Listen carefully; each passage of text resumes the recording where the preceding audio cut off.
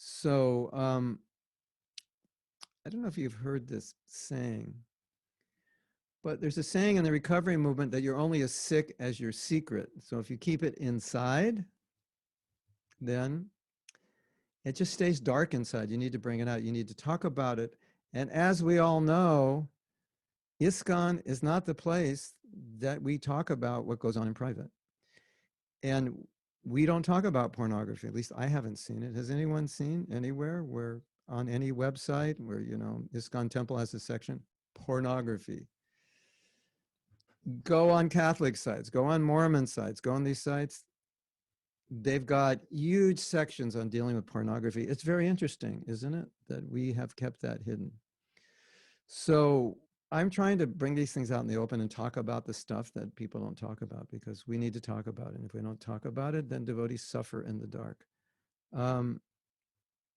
Okay, so that's a little bit about my background in regards to this.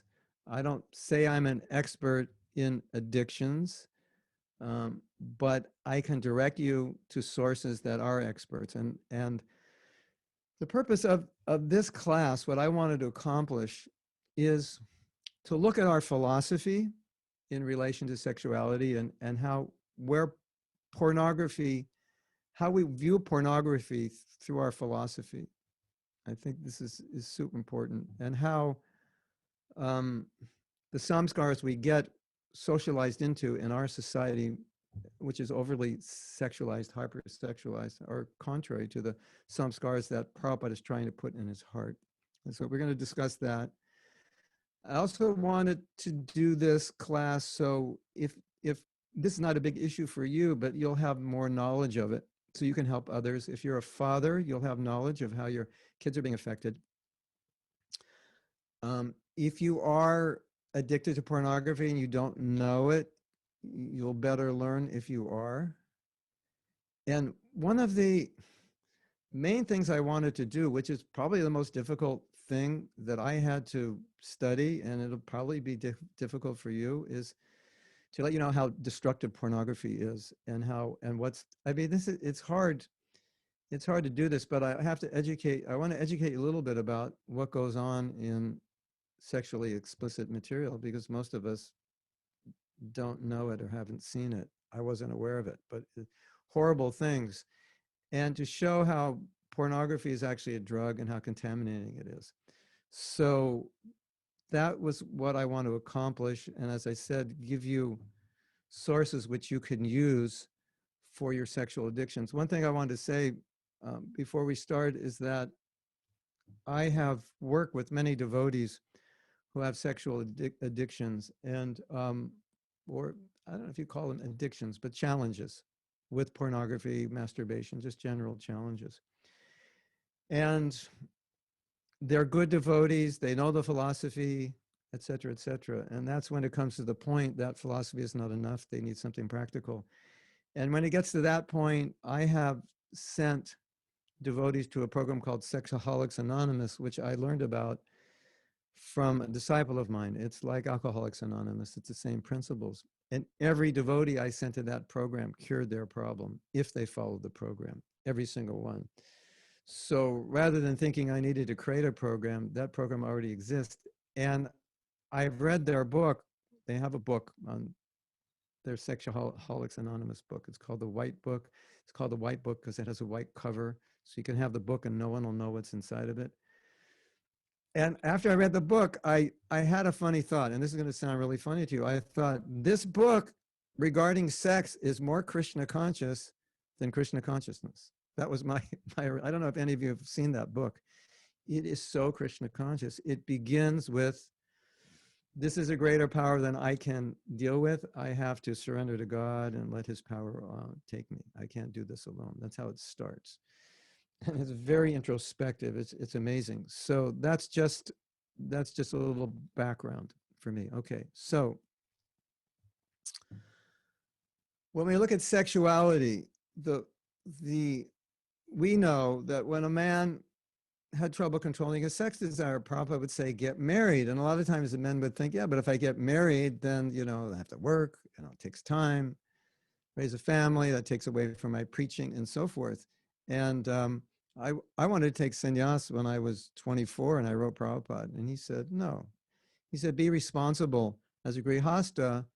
And I said, oh, but Prabhupada, grihasta life is taking me away from Krishna consciousness. I could be doing more preaching if I wasn't married. He said, no, first be responsible as a grihasta, then we can talk about sannyas after you've, done it properly.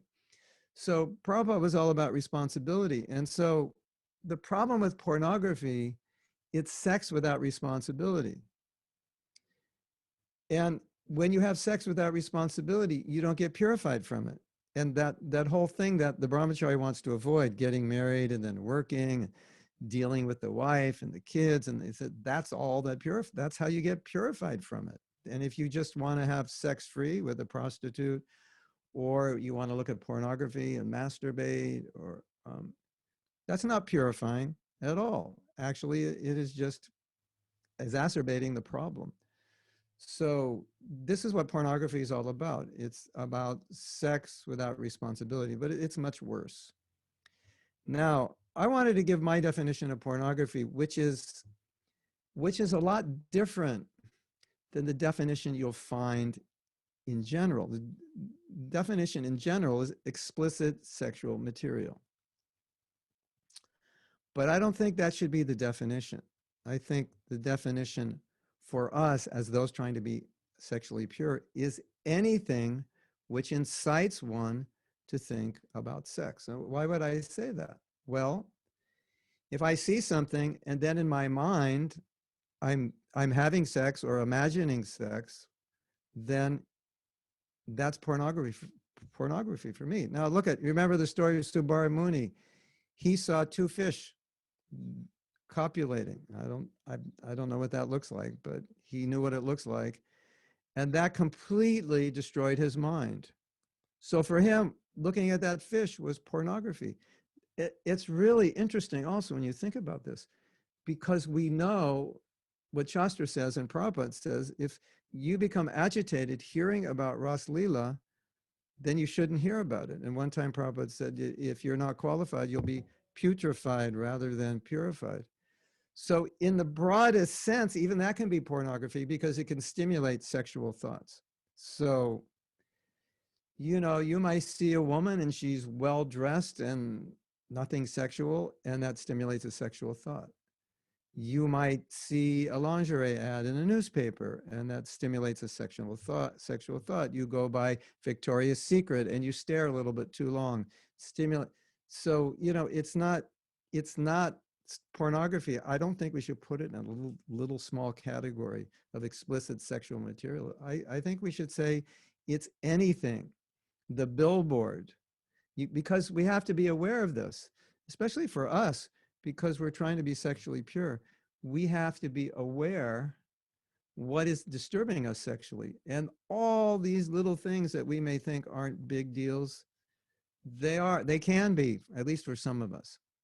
Now, I read a definition of pornography that I also like. One person said, pornography is the cult of the self. That is the essence of porn. It's just about sensual gratification. It's a fantasy relationship with someone who is not real, strictly to stimulate a neurological response of pure, unalloyed pleasure. So in that sense, it's quite contradictory to Krishna consciousness. You may say, yeah, but prasadam, that's pure pleasure also, but it's transcendental, and the result is transcendental. This is self-absorption in the one thing that is keeping us in the material world, the highest pleasure in the material world, self-absorption, with a fantasy person, no responsibility to that person. And as you know, and we'll talk about this later, how do you see that person? That person exists for one reason only, for your pleasure. So anyway, you understand all these things. Another thing that porn's doing is it's causing boys, as you can imagine, to see girls not only as sex objects, but to demand a certain level of beauty and a certain sexual satisfaction. And it's making the girls feel bad about their bodies and how they look because there's a higher demand. And so as society becomes sexualized, it's as the boys buy into it, then the girls suffer as well. Um,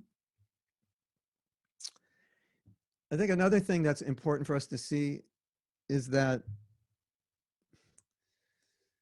pornography is exploitation of those women. So the man looks at the woman and he thinks, oh, I'm enjoying this woman. But most of those women don't want to be doing that. And so men who are supporting it are supporting that industry. And I don't know if you're aware of this, but there's an industry, I think it's in prominently, it's the biggest in Thailand, of child prostitution. And the number one customers for those child prostitutes are American men. And so what I was told in some interviews I saw with men, they say, well, pornography is addictive. So you need more. So you need harder and harder core scenes of sex. Eventually, the drug is not doing it. So then you have to go to children, and eventually you go and do it, at least a certain percentage of men. And then one man, he was interviewed right before he was sentenced to death because he had raped and killed 30 women. And he said, I was raised in a Christian family, and that addiction to pornography it just kept going. I couldn't get gratified unless I killed a woman. Crazy as that sounds, and you think this guy is completely crazy, but he wasn't as a boy crazy, but it made him crazy because it's addictive. Um, I think it's important for all of us to look at pornography as an addictive drug. That means if you take a little bit, you can get addicted. And the more you take, the more you're going to want. There's a man, I think his name is Gabor Mate, or Mate Gabor. Does anybody know him? Gabor. I think it's Gabor Mate, M-A-T-E. He's amazing, and he talks about addiction.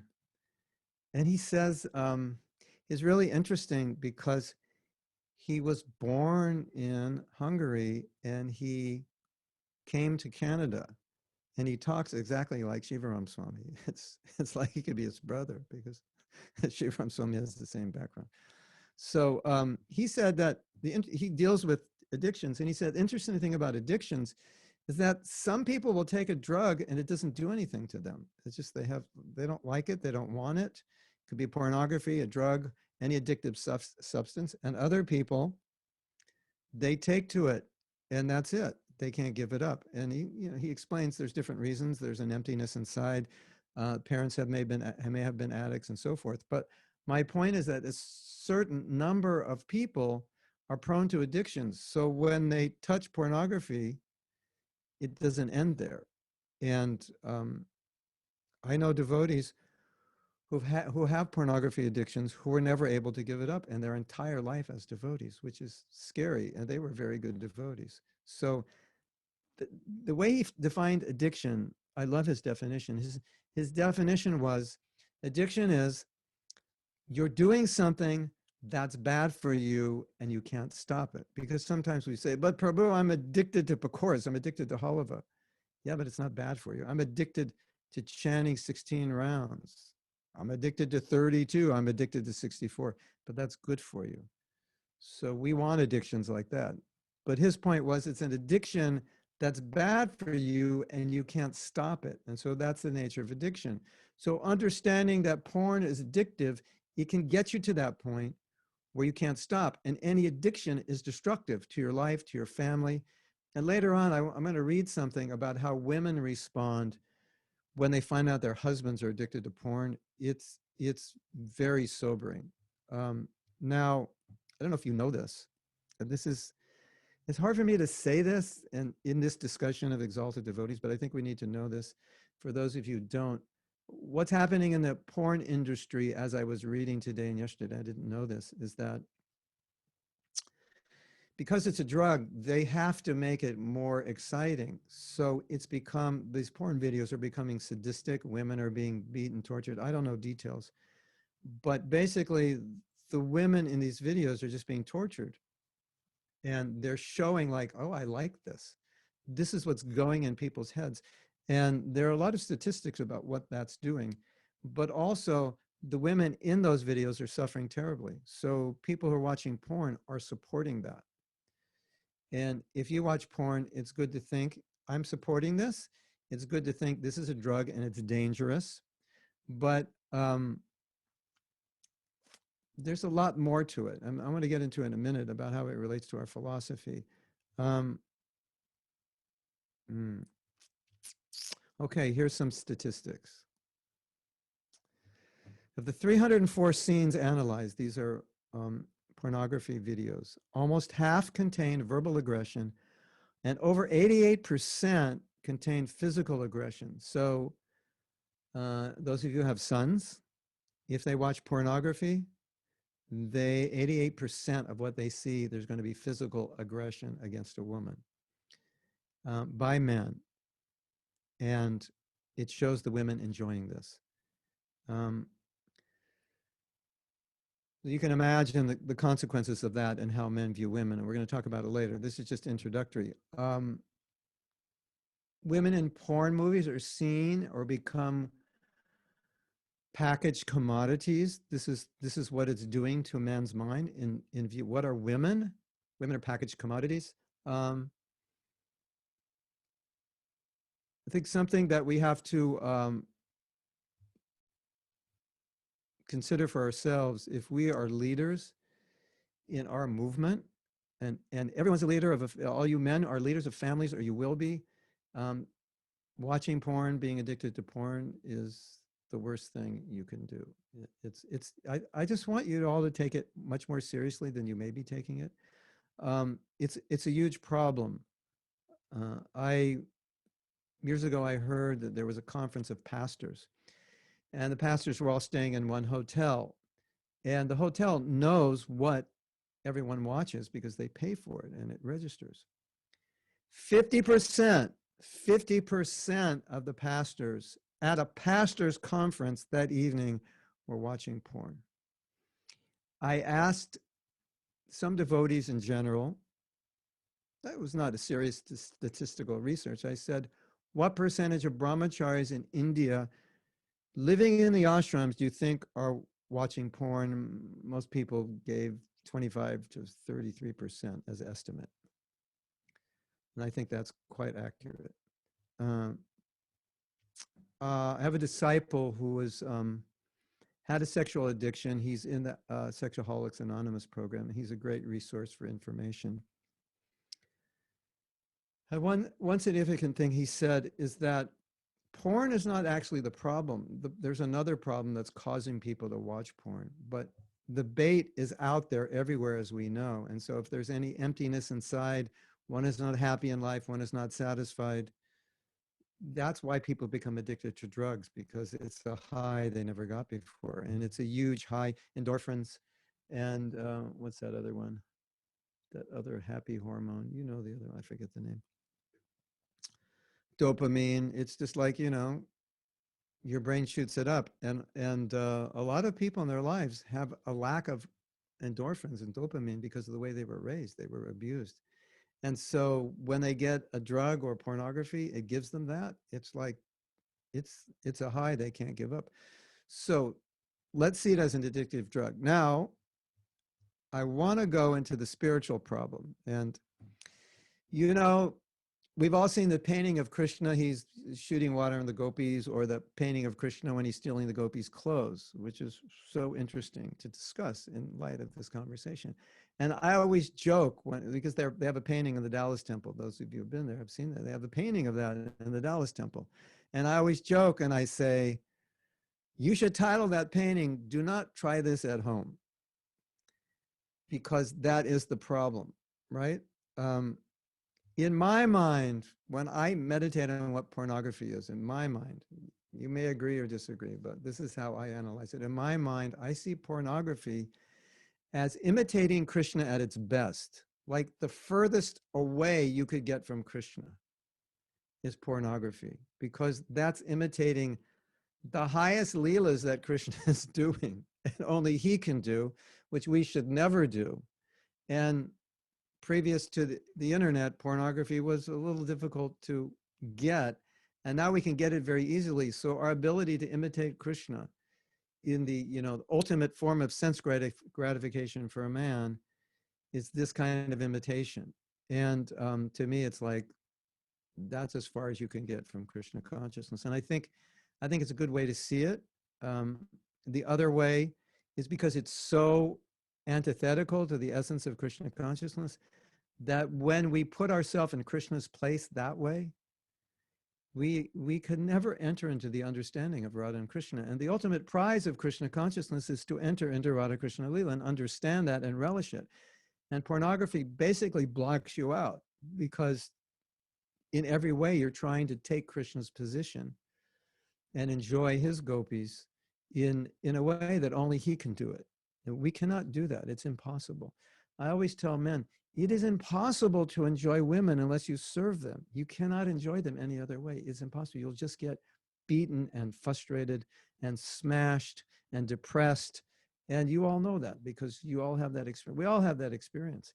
But when we serve, then, enjoyment, not sexually. So here's a verse I want to read in purport, which explains this. This is Prabhupada's quoting Krishna Bahir Mukhoy Bhoga Vancha Kare in a purport to 4:25:25, and this is what he says. It is said in the Prema Vivarta that when a living entity wants to enjoy material nature, he is immediately victimized by the material energy. A lot of devotees don't know this purport. This is amazing. If you're not awake, please wake up. On the count of 3, please wake up. 1, 2, 3. You are now awake. Okay, listen. A living entity is not forced to come into the material world. He makes his own choice, being attracted by beautiful women. If you missed that, I'll read it again. A living entity is not forced to come into the material world. He makes his own choice, being attracted by beautiful women. Interesting. So Prabhupada's saying, we came into the material world. Why do we come? To enjoy beautiful women. Pornography is like the ultimate fantasy of sexual enjoyment. Having sex with your wife, it gets boring after a while. That's why pornography and prostitution is such a big industry. Having sex with one woman, but that's the whole point. It's supposed to get boring so you can renounce it. That's why Prabhupada says, responsible sex, do it. I got to pay this huge price to have sex. I got to work for 25 years, raise a family. Yeah, do it. Suffer. Oh, it's suffering. Good. Suffer because you'll become purified. No, I came to this material world to enjoy sex. What better way than pornography and prostitution? It's the ultimate. Now I can actually be God. So that's the problem. Let me continue reading the purport. Every living entity has the freedom to be attracted by material nature or to stand as a hero and resist their attraction. It is simply a question of the living entities being attracted or not being attracted. There's no question of his being forced to come into contact with material energy. One who can keep himself steady and resist the attraction of material nature is certainly a hero and deserves to be called Goswami. Unless one is master of the senses, he cannot become a Goswami. The living entity can take one of 2 positions. He may become a servant of the senses or a master of them. By becoming servant of the senses, one becomes a great material hero. And by becoming master of the senses, he becomes a Goswami. So here, this is my analysis. I throw it out. We can discuss this. This is my personal analysis. Pornography is the ultimate underminer of everything we believe about women. Because what are we taught by Chanakya Pandit, and which Prabhupada also underscored many times? We should see woman as mother or daughter. If you can't relate to a younger woman, you relate to her as daughter. So what does that mean? This is my analysis. 3 things. I call it RSP. This is one of the things I want you to take home. You might want to write down RSP. RSP. R is for respect, S is for service, and P is for protection. So in my mind, respect, service, and protection, RSP. If this were a live seminar, I'd ask you all to repeat it. So maybe you could just repeat it anyway. What does RSP stand for? Respect, service, and protection. Yes. So In my mind, that's what it means to honor a woman as mother. You respect your mother, you serve your mother, you protect your mother. That is the relationship we should all have with women. And I would add a little humility in there, because guys, we think we're so smart and our egos are so huge. We think we have the right to manipulate and control women because we're better. So if you think that way, add a H to that RSP and plus humility. And that's the relationship we need to have with women.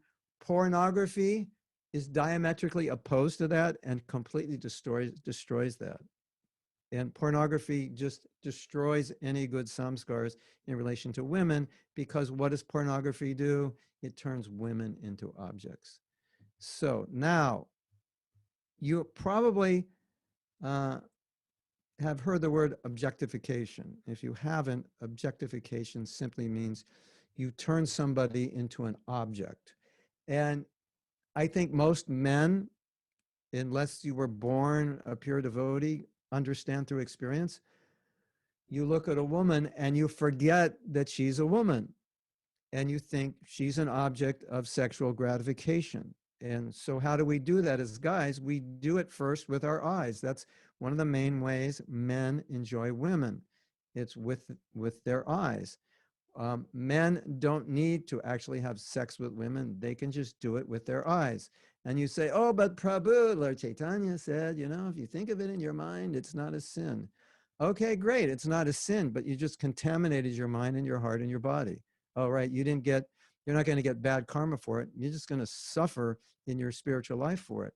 So objectification turns women into sexual objects. I don't know if you're aware of this now, but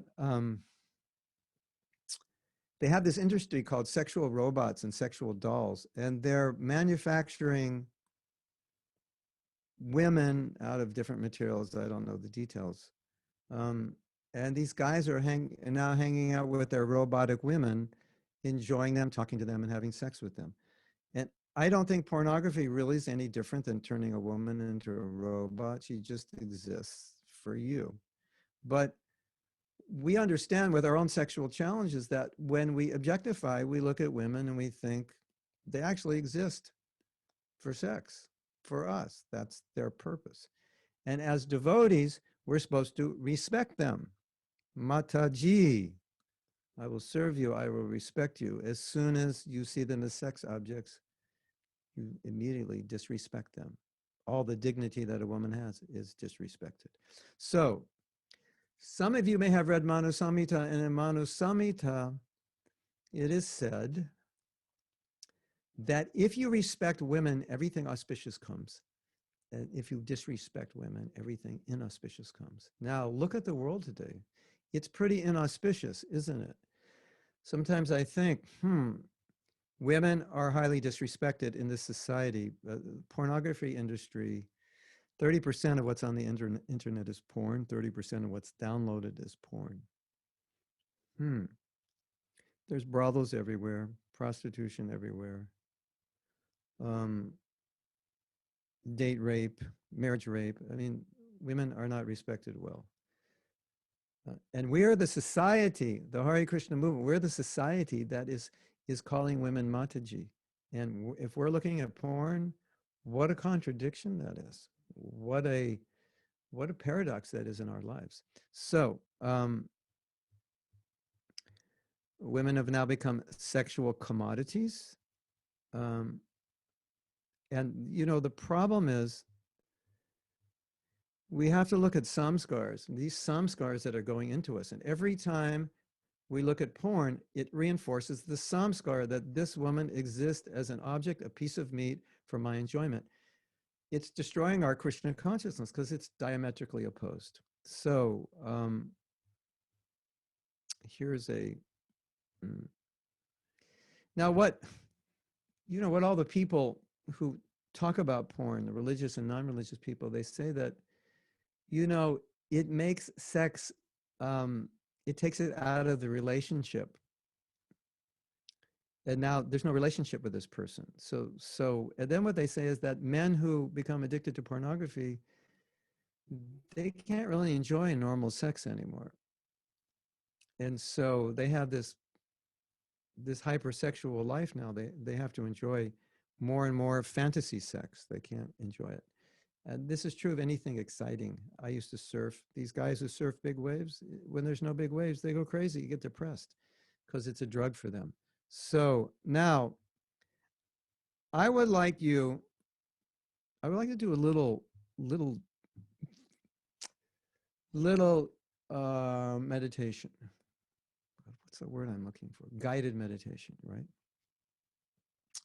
Just close your eyes and imagine right now, if you can, imagine you're a woman. Just pretend you're a woman.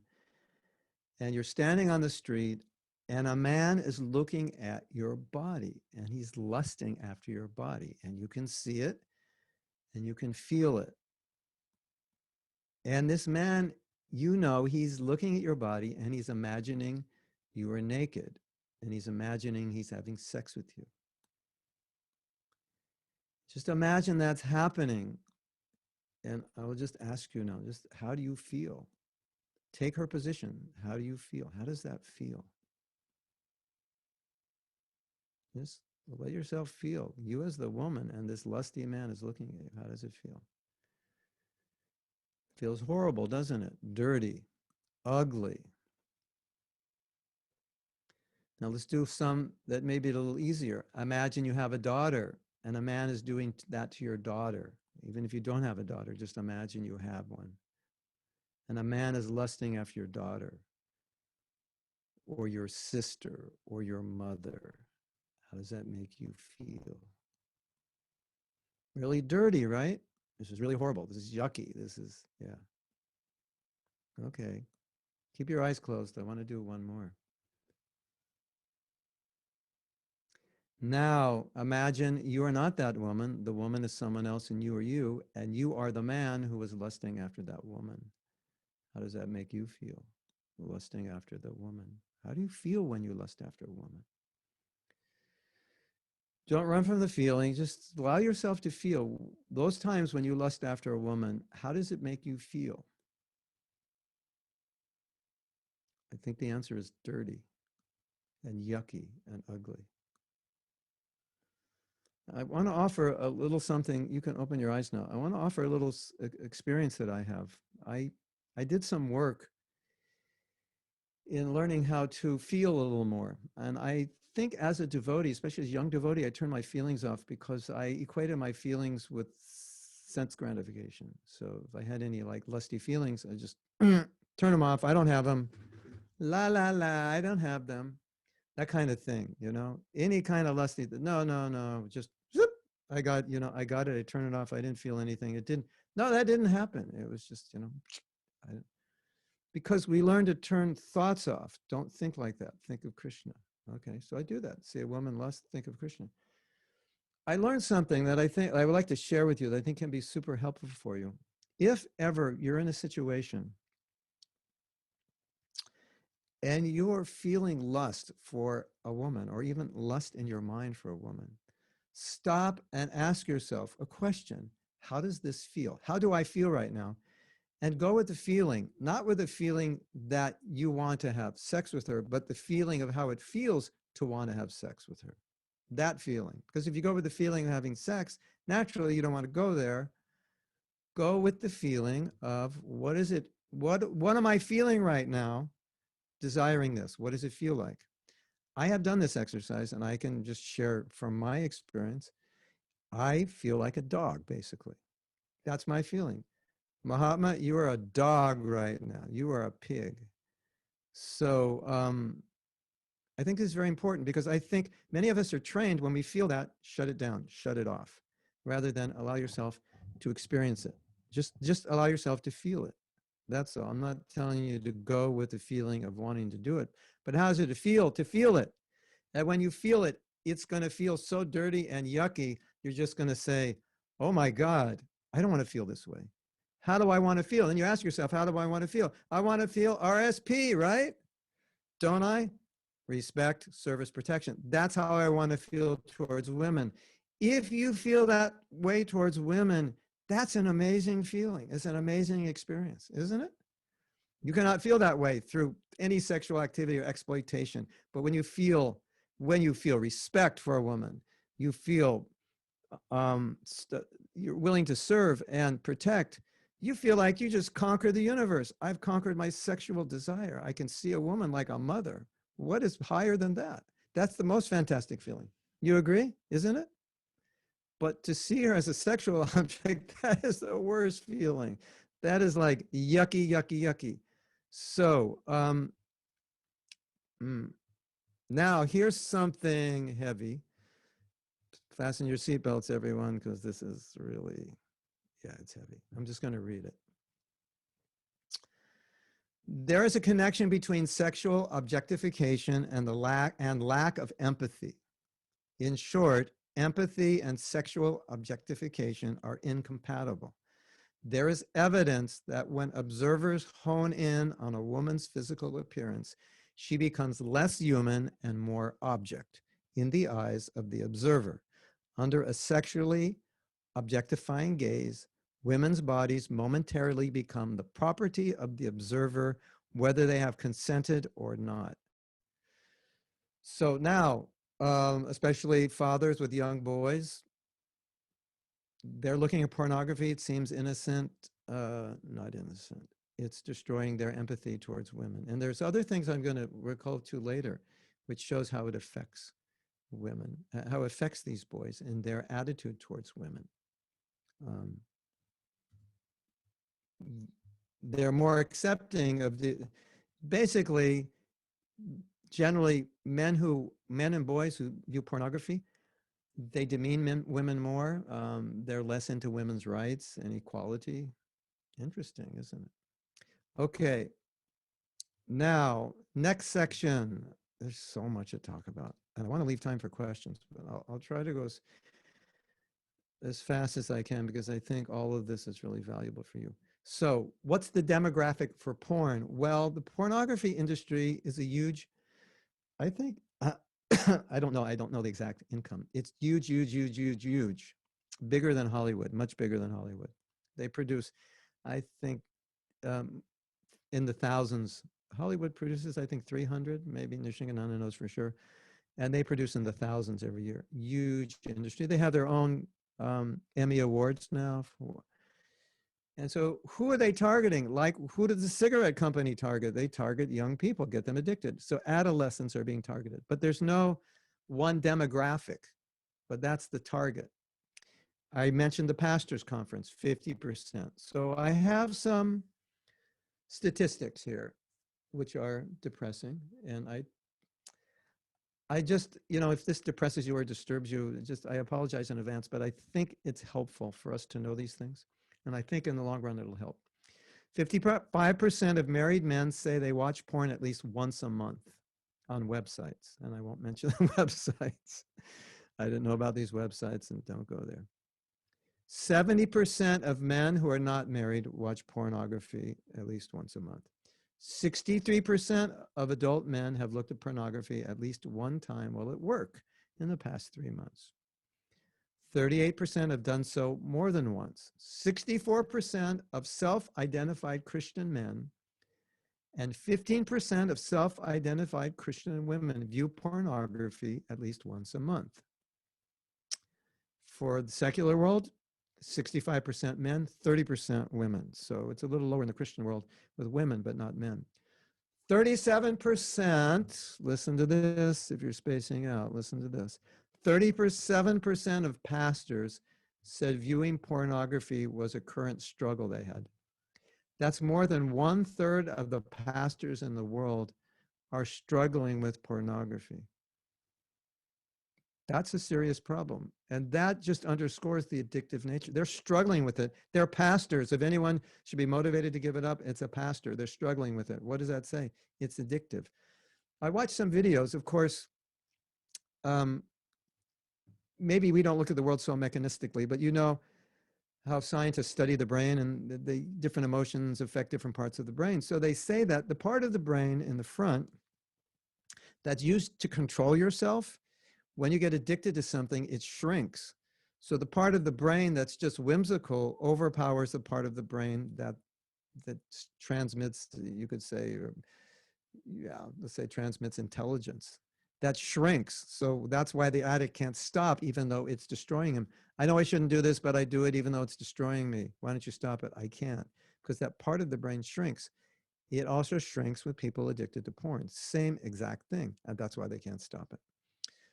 79% of 18 to 30-year-olds and 67% of 31 to 49-year-olds and 49% of 50 to 68-year-old men say they view pornography at least once a month. So that's just breaking it down by age group. So almost 80% for men under 80, excuse me, under 30. And it goes down a little bit as they get older. But still, when you get to 50 to 68, the dirty old men are still active. 49%. And sometimes Prabhupada would talk about them. The dirty old men. Yeah, okay.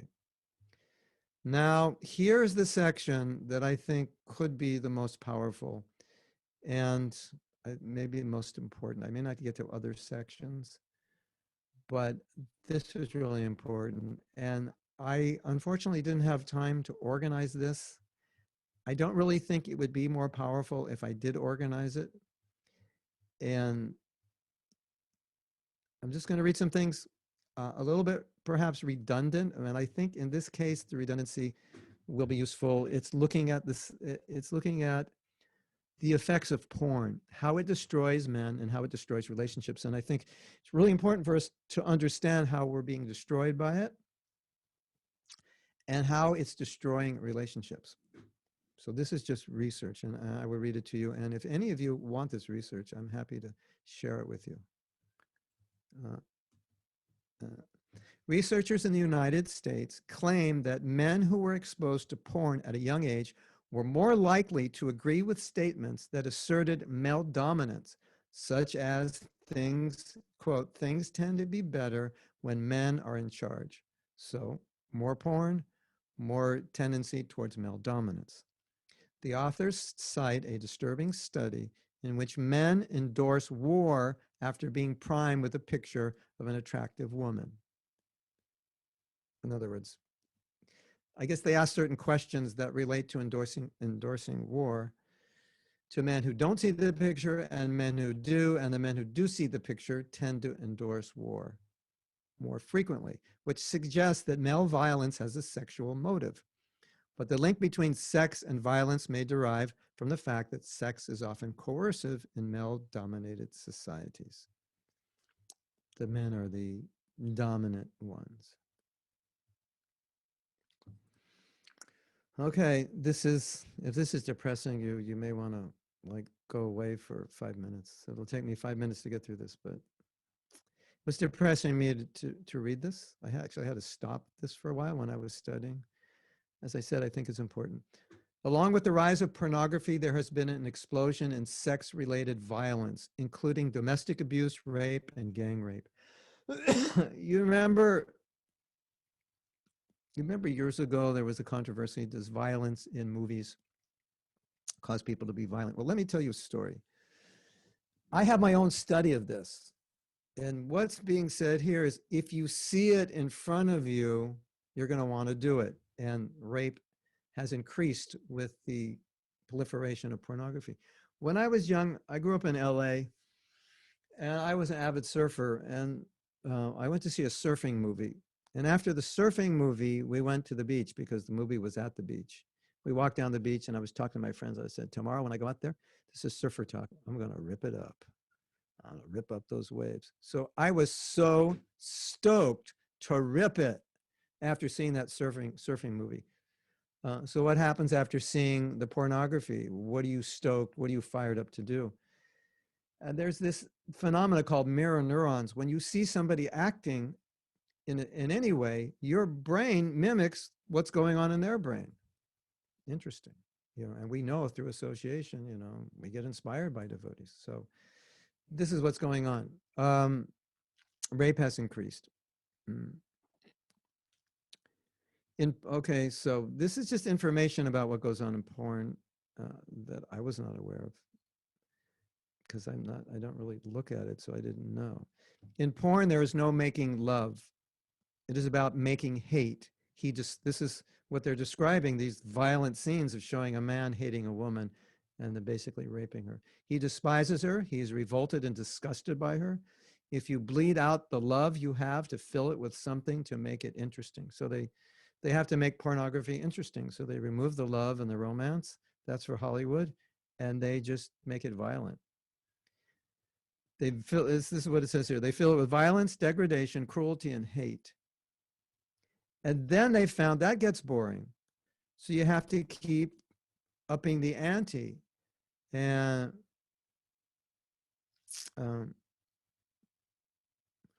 so then they found that men, they like pornography where the women are very submissive, and the most submissive ones are children. So then that's how it goes to that. A lot of these pornographic movies, they're watching sexual torture. And, psychologists have said this is so unnatural. But massive amounts of neurochemicals are excreted in the brain when they watch this. So this is what happens now. How does this affect relationships? Porn consumers eventually compare their spouse, their boyfriend, or their girlfriend with images of porn models. So, you can see where that goes. And then, they don't really want to have sex with people. They just want to watch porn and masturbate. And so they go into this whole imaginary world.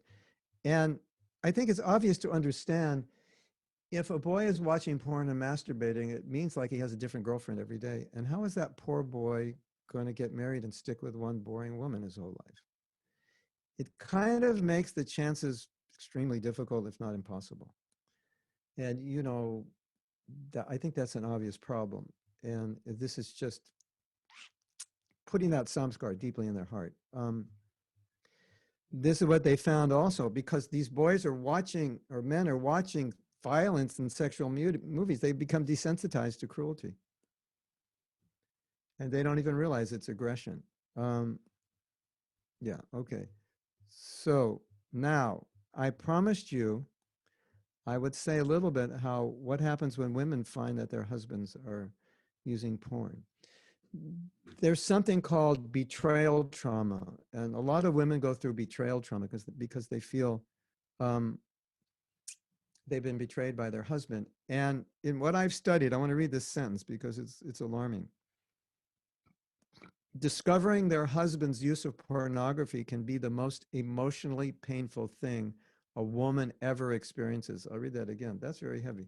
Discovering their husband's use of pornography can be the most emotionally painful thing a woman ever experiences. So if you're married and you're using pornography, potentially you are going to destroy your relationship if she finds out. Anyway, you're creating these strange samskars that are going to make life difficult. So I'll just read a little bit to give you a little more clarity on what a woman goes through. We can't say every woman goes through this, but many do. When a wife discovers that her husband uses pornography, the safe and secure life she once knew disintegrates, and her world is turned upside down. The man she thought she knew thoroughly is now a complete stranger. The marital vows she thought he had upheld since their wedding day was actually broken on many occasions. The sacred gift of sexuality she thought they only shared with each other has been desecrated. One of the scariest experiences of dealing with betrayal trauma is the strong emotions that wives can cycle through. One moment they may feel a deep sadness, the next moment an incredible rage. They have uncontrollable bouts of crying. At times they might even feel love and compassion for their husbands. While it may feel maddening to be cycling through such emotions, this is part of the trauma wives experience. And so part of it is that they go through this like, what did I do wrong to make him do that? Am I ugly? He doesn't like me. It's just they go through roller coasters of emotions. And, as men are like, what's the big deal? I'm just having a little fun. It's not the way they see it at all. They don't understand that. I still love you. I just, this is just fun. No, they don't understand that, or at least most women don't understand that. Um, so, yeah, I could read more about it, but I think you got the picture. Then, um, Partha, do we have any questions? I just want to know how much longer I should go and how much time I should leave for questions. I mean, are there questions in the chat? Is questions going to take up a lot of time? Should I try to finish sooner than later? We have a couple of questions, Prabhu. So I think Partha Prabhu has some for you. Okay, so let me try to just cut to the chase a little bit and just summarize what I have left. So I studied a little bit about the addiction side of it. And basically, I think it's obvious anything that's pleasurable is addictive. And the more you do it, the more you need it. That's what Krishna says in the Gita. Lust will never be satisfied. So you know how addictions work, right? You take a little, you want a little more. And you're getting dopamine shot into the brain. And the brain actually remembers that. And then it wants to go back. Oh, that was really good. That was really pleasurable. I want to do that again. And so that's the way the addictions start. And then when you're looking at pornography regularly, you're getting surges of dopamine and you're getting like unnaturally high, higher than normal. And then the brain starts to fatigue and it limits the release of dopamine. And so you need more to get those dopamine levels up. And normal sex with your wife, it's like totally like boring. It doesn't do anything for you. So it has this amazing, anyway, there's a whole, if you want to, you're interested in this, you can read how the mind works and the mind of an addict. And it's the same with drugs and pornography, and it opens up neural pathways. And it's basically what my conclusion from this, and I've seen this also, is that I can send you this paper. It has more information. My conclusion is that if someone is at a point where they can't stop it and they're watching it regularly, probably it means they're addicted or they're very close to it. And when you get to this point of addiction, the general understanding from my studies is if you got an addiction and you haven't been able to get over it, you might think I can do it in Krishna consciousness, and maybe you can, but if you haven't, you're going to need help. You're going to need a group, or you're going to need therapy. You're going to need something, because the addiction has overpowered you and it has control of you, and you're going to need help. So I think that's an important message of this class for those who may be in that level or getting close to it, or may know somebody that don't just think, oh, Prabhu, just chant more rounds or read a Bhagavatam another hour a day. At the point of addiction, that may not work. The addiction overcomes you. So that's an important thing. And one brief point, I talked to this disciple I have who is in the SA program, and I said, what needs are one trying to fulfill? And basically they say they're trying to numb themselves from the pain in their life. They're trying to run away from it, find a sanctuary. And so that's their place they go. Life is difficult. You go to your drug of choice. And so a lot of what's happening with the world of addicts is it's empty people who are suffering, and people who need to fill themselves up with something. And so, of course, we're supposed to fill ourselves up with Krishna, but that's, they escape. And then the result of that, then they have the shame, the fear, the guilt, the anger to deal with. And if you're a Hare Krishna, you can put that one on steroids, or a religious person, because, you're not supposed to do this. So, yeah, okay.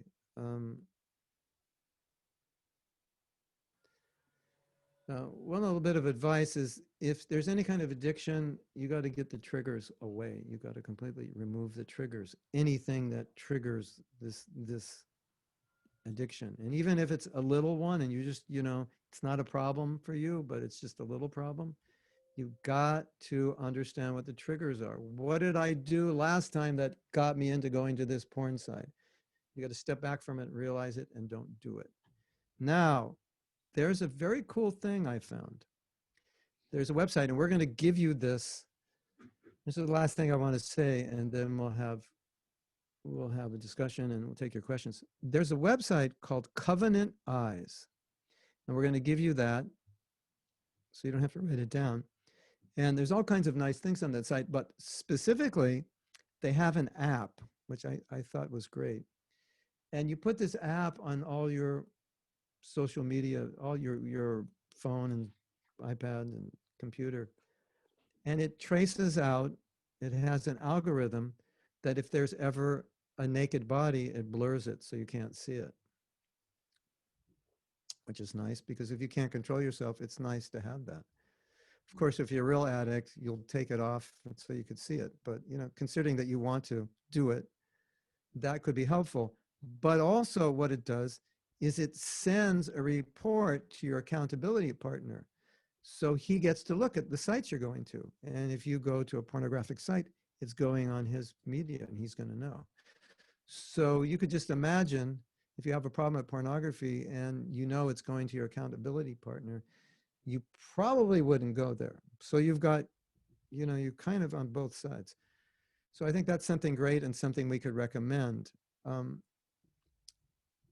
There are support groups. I mentioned Sexaholics Anonymous, and Sexaholic Anonymous, from what I read, is one of the most successful, or alcoholics. The 12-step programs are the most successful, or one of the most successful in helping people overcome addictions. And Sexaholics is practically everywhere there are groups where you can meet. And if you just look it up, you can find out about it and where they meet.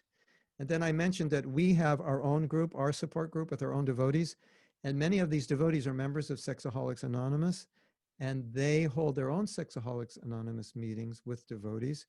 And they also put you in touch with other Sexaholics leaders. And in Sexaholics Anonymous, you get a, what do they call them? You get somebody who's like your mentor. They have a name for them, I forget. And you can talk to them every day. So when you're addicted, anytime you're about to do it, you just call them and they talk you out of it. That's why that program is so successful. And you have to meet a few times a week with a group, and they're very open and vulnerable, and they all talk about their challenges in a very open and honest way. So it's very powerful. And the other option also is therapy. Sometimes you may find someone who's raised by parents who are addicted, or they were sexually molested and it's a more serious problem. They may need personal help. So, you know, my point is don't just think you can chant your way out of it, because if it hits a certain level, you need more help. So I am finished now. And if anyone has any questions or discussions or disagrees or wants to make comments, let's do it. There's some questions that came in to the Google Forms format that Anandamamadava is sending me to my WhatsApp. I don't think I have all of them, but there's a few here. So Anandamamadava, if you can just paste the rest of them into my WhatsApp. Someone is asking, as we try to control this and fail occasionally, how to get rid of the guilt that comes from this. Mm-hmm. Yes, I can tell you how I've dealt with it. I've come to realize that if I'm trying my best, I can't do any better. And if I'm trying my best and I fail, I don't think it's justifiable to feel guilty at that point, because I can't do any better. You know, like sometimes we have a sexual dream. Maybe we ate one too many pakoras, you know, late at night or something. But that's not something we can entirely get control of, because sometimes we have sexual dreams after we fasted all day, you know, and chanted 64 rounds. I mean, it's crazy. And I read about a disease where some men are constantly ejaculating semen. They can't hold it in. And I've read about men who have sex like every 2 hours. They have bodies like that. So I think we're all different. And for at least for me, in my own life, this is the hardest thing. This is the hardest principle to follow by far. And I wanted to be a sannyasi when I was 24, because when I looked at sannyas, I thought, this is it. This is the life. You know, you're completely renounced. See all women as mother, but I couldn't do it. And I just had to say, okay, this is who you are. And did I slip? Was I perfect in the fourth principle? Most of the time, yeah, I did pretty good, but sometimes not. And I just tell myself, don't beat yourself up, because you're doing your best, and you're coming in with certain samskars, and it's just who you are, and you're a work in progress. We're making a t-shirt that is a picture of a devotee meditating with a triangle, and it says, sadhu in progress, inconvenience regretted. So that's kind of my that's kind of my mood, you know. I'm sorry I'm like this, but it's who I am. I've given classes on guilt. I've thought about it a lot, and you know, it can destroy us, no question. And I used to feel a lot of guilt because I knew Prabhupada wanted me to be a pure devotee, and I wasn't. And just recently, I was hearing Yogeshwar and Ampiram speak in Brooklyn on Prabhupada's disappearance day, and they were talking about all the guilt they have for not being what they know Prabhupada would want them to be. And I think all we can do is say, Prabhupada, I'm trying. This is, you know, you got a very handicapped person here, Prabhupada, who's not that smart and not that advanced, but I'm trying to be sincere. And I always felt that sincerity was like, that was the saving grace. If I'm sincere, why should I beat myself up? Because I can't be anything more than sincere. And So if I you're once heard this, sincere, I once heard this saying, this one is a beautiful saying, sincerity is invincible. If you're sincere, you'll be victorious. It's the greatest, sincerity is the greatest power you have, because if you remain sincere, eventually you'll conquer. Okay, next question. I can ask you a question further on that. Obviously, you have to be sincere. In Alcoholics Anonymous, from my understanding, they say that the addiction is greater than you. Yes, yes. And so if you're sincere, can you overcome those kind of addictions on your own? In that case, yeah, I wasn't answering that question in terms of addiction. I was answering that in terms of, you know, normal challenges. But if it's addiction, like I said, you have to do something, and you can't do it on your own. That was foolishness. And like I said, we've seen devotees practically their whole life as devotees. They were addicted to pornography, and they couldn't tell anybody because they were in an exalted position, and they couldn't shake it. Even though they could shake it for months, sometimes a year, it would come back, because it was something that samskar was cultivated when they were young before they were devotees. So In that case, yeah. are there degrees of addiction, and at what point and what would be the symptoms that one could actually understand they are addicted? That you can't give it up. You try. You give it up for a few months, you go back to it. Give it up for a year, you go back to it. This definition of addiction, the original definition I gave that I love for this guy, Gabor Mate, or whatever his name is. Addiction is you're doing something against your will that's self-destructive, which means you don't want to do it, but you can't stop it. So anything that's bad for you and you can't stop is an addiction. Even if it's only once every month, but then, and you want to stop it and it's bad for you, it's an addiction and you need help. Now, the kind of help you need, maybe you just need another devotee to talk to. Maybe you need an accountability partner. Maybe you need to get covenant eyes. Maybe that's all you need, because it's not severe. But if it's severe and it's destroying you, as addiction does, and destroying your relationships, you have to do something drastic.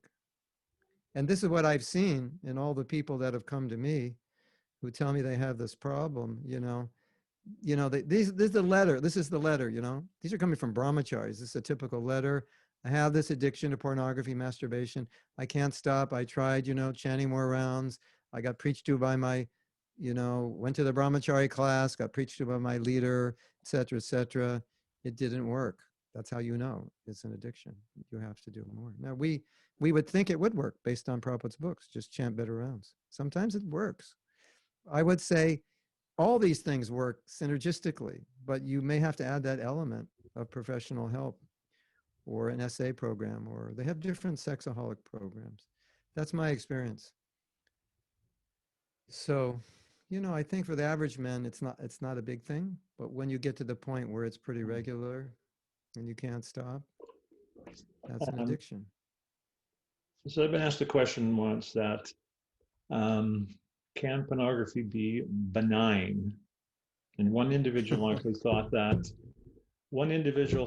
pornography viewing pornography is better than having illicit sex? That's an interesting question. And I'm going to give an answer. I don't know if everybody agrees. From everything I've read about it, it's better to have illicit sex because you'll get bored with it pretty quickly. If it's with your wife, you'll get over it. But pornography is just going to exacerbate the problem more and more and more. At least that's what the research tells us. And as I was saying, it undermines the whole principle of respect for women. At least if you keep sex in marriage, it's you're respecting all the other 4 billion women out there. Even if we say you're disrespecting your wife, at least you're respecting the other 4 billion. But fundamentally, with pornography, you're basically respecting the principle of woman in general, and therefore indirectly disrespecting all women, and basically putting in these samskars that are destructive, that women are pieces of meat, as sexual commodities meant to be enjoyed. You might say, well, I look at my wife that way, and I would say, well, that's not good. Your wife's a devotee. You should respect her. And the more you respect your wife, the more easy it will be to be sexually controlled. The more you, so that's my opinion. Someone else may have another opinion, but that's my opinion based on what I've studied of pornography. Also, there's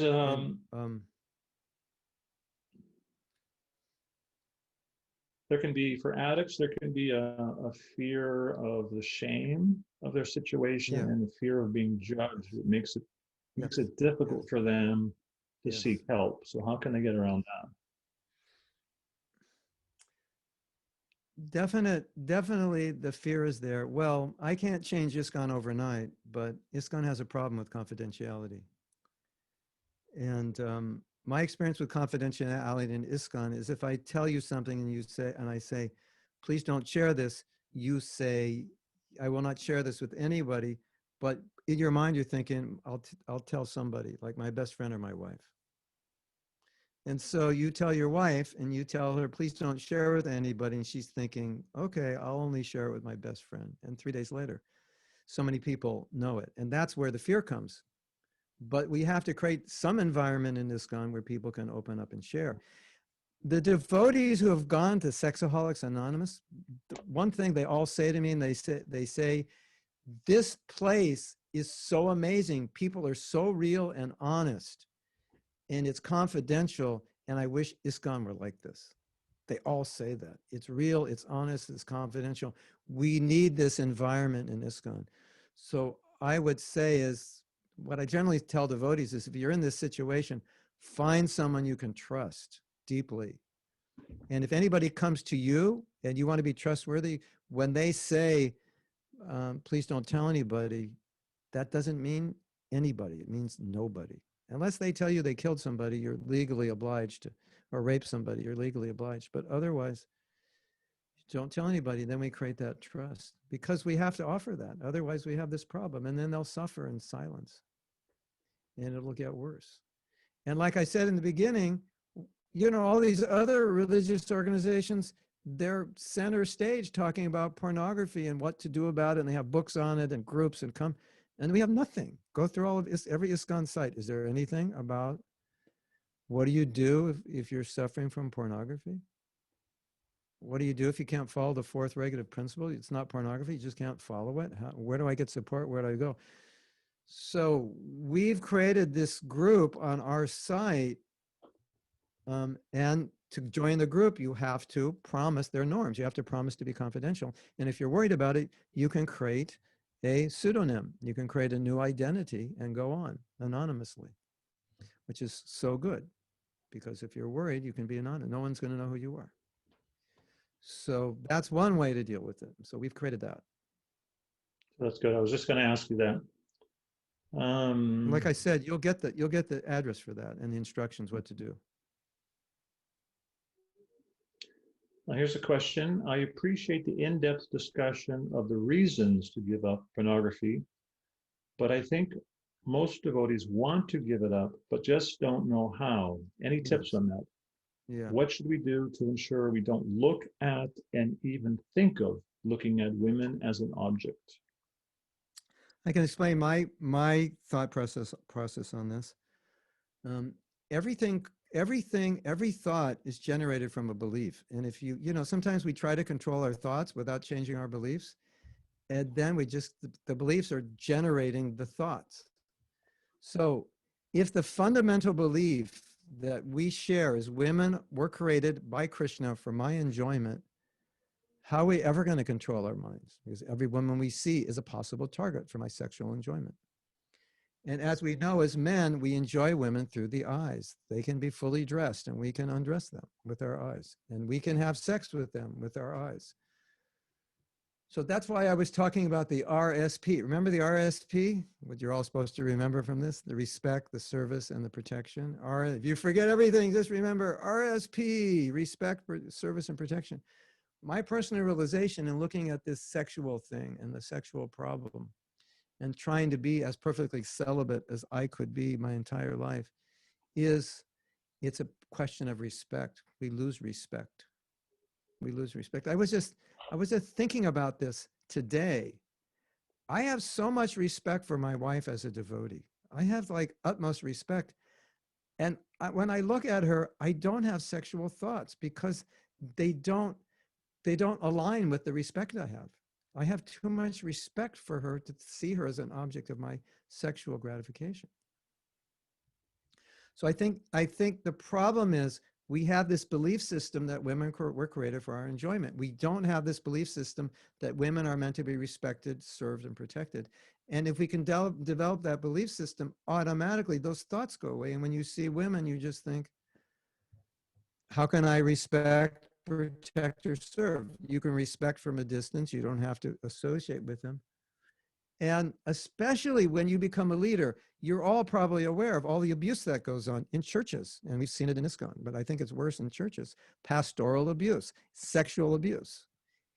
It's a real problem.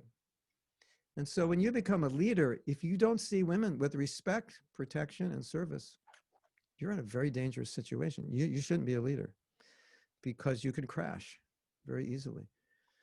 So that's my personal realization. And so we have to change the belief system, how we believe about women. So all of us grew up, how do we see women? How do we see? We saw them next to sports cars and bikinis, et cetera, right? Those samskars went in our little tiny teenager brains. And then our best friend comes with the Playboy magazine, goes, check this out. And we start talking about girls, check her out, check out her body parts. We've got all those samskars in, and it's amazing. Prabhupada's amazing that we could even be devotees after all that. We have about 5 minutes left, Mahama. I'm just going to jump ahead. Someone asked a really good question here. Okay. How can we overcome the fear of betraying the wife if we want to get free of porn addiction? The fear of in other words, letting the wife know that you have this addiction. Yeah. Mm-hmm.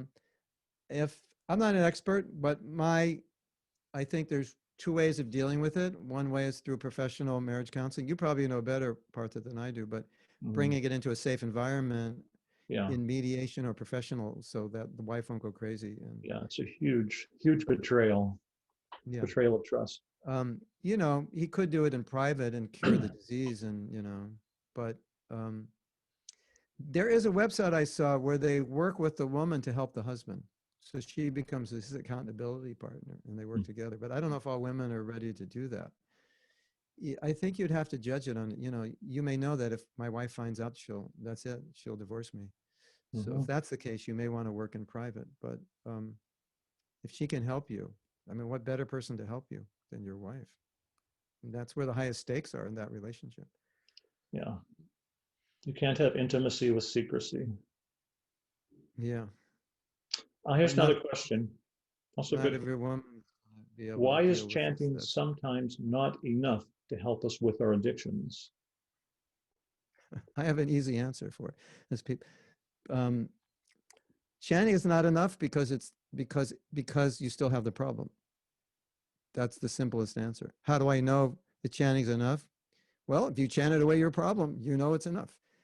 If you chant, and you still have the problem, you know it's not enough. Because the chant, you could say, well, because I can't chant purely, that may be true.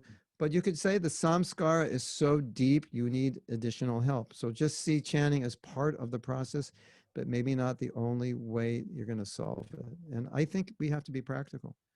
So if I can get help in some other way to solve a problem, why not? If I can't do it solely through chanting and hearing Bhagavatam, and I can get other help, because the ultimate thing is it's going to help me. Now I'm sexually pure. It helps my Krishna consciousness, and I had to go to Sexaholics Anonymous to do it. What's the problem? Why not? It's favorable for bhakti. I think it's just a reality. I mean, you could philosophize it, but we're very fallen, and some of us are very deeply scarred.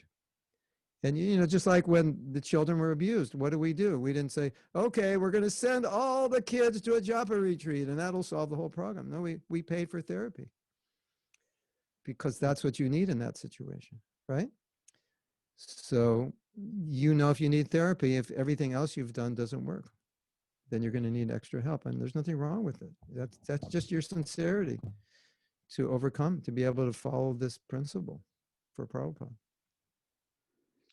I'll just give you one more question, if you can give a fairly short answer. For initiated devotees, unmarried, does masturbation count as breaking one of the 4 regulated principles, namely illicit sex? And if it is the same as illicit sex, isn't it the lesser of 2 evils? I would call it illicit sex. I mean, you know, it depends how broad you want to define illicit sex or narrow, but at least in my life, I see that as illicit sex. I think if we don't see it as illicit sex, there's not much impetus to control it. But if you read the yoga sutras and the yoga literature and the Ayurveda, it explains everything about losing semen. And once you read those things, you're like, I don't ever want to lose a drop of semen the rest of my life because it's so detrimental. And I don't know if this is an assumption, but when Prabhupada said no illicit sex, I just assumed that meant everything. And there's still something of value about having sex in a relationship with a woman that you're married to, that's purifying, more than pornography, more than masturbation. And I understand, like, why should I bother my wife? And it may be true. Why should I bother her? And maybe, you know, I won't bother her, I'll just do it myself. And you know, this is a difficult question because there may be so many answers, but there is definitely this purifying effect. I know many devotees who are very sexually active and they have like 5 kids. And they told me, they said after the 5th kid, they said, that's it. I'm finished with sex. I can't afford it. It's too much. And they're not using contraception. And so, okay, you know, do it with your wife and, you know, that'll be the result. But masturbating is not going to produce that result. It'll just inflame the desire. That's the problem. That's the way I see it. Yeah, there's no responsibility. No responsibility, yeah. And I think, but you know, what I try to communicate to men is see celibacy as something beautiful. See respecting women as something beautiful. See pornography as something dirty. See masturbation as something that we're supposed to be able to transcend as far as possible. And I know it's difficult. I know it's hard. This has been the biggest challenge for me in my life as a devotee, but it's possible. I want to tell you one last story real quick. I was just reading that when Prabhupada was coming to America, he was talking and he said, I'm going to go to America and we're going to open up hostels. And if necessary, we're going to give them meat, fish, and eggs and wine. And he said, and then we're going to give them the holy name. And I know within 3 days, they'll give up the meat, fish, and eggs and wine if they chant Hare Krishna. So, you know, I don't want to minimize the power of the holy name. There's tremendous power in the holy name in overcoming these desires. And every devotee will tell you, when I'm on parikrama, no problem. When I'm in the japa retreats, no problem. When I'm in the festivals, no problem. Isn't it? The worst of worst addicts will tell you. One last story. It's a great story. This devotee, he was a temple president and he couldn't give up sex. And I worked with him for 2 years and he finally called me. He said, I gave up. I gave up. And I was like so disappointed. He goes, no, it's good news. He said, I gave up trying. I gave up. I turned it over to Krishna. And now I'm fine. I was able to do it. I just turned it over to Krishna. I gave up trying. So I think that's a big part of overcoming our challenges. We just give it up to Krishna. And that's the 12-step program. Thank you very much, Mahatma. So thank you all for listening, spending this time. Presentation was, This is a tough topic. it was very sobering and very important that it was heard. And it was very important to throw some illumination on how dehumanizing it is to our mothers and to our daughters. And it's a subject that's very difficult to deal with, to talk about, but it's very important that there be an awareness about it. And we have a website in which there's some articles on pornography, and I would say 3% of the views are looking at these articles on overcoming pornography. And it's nice to know now we have some devotional resource to send them to. So I'm looking forward to getting those resources from you that we can also put them on our website. So I'd like to thank you very much for all the work you've done in this. And I know, as you were saying, it cannot be easy to have to delve into that topic to look at the reality of it, but it's very, very necessary. So very much want to thank you and offer appreciation for that. Thank you, Mahatma Prabhu. Thank you so much. I can see a lot of devotees have enjoyed the education that has come through your presentation. Hare Krishna. Happy I can serve you all. Maybe I'll just ask everyone if they want to turn their mics off for a minute and just say a thank you or a big Haribol to Mahatma Prabhu. Thank you so much, Prabhuji.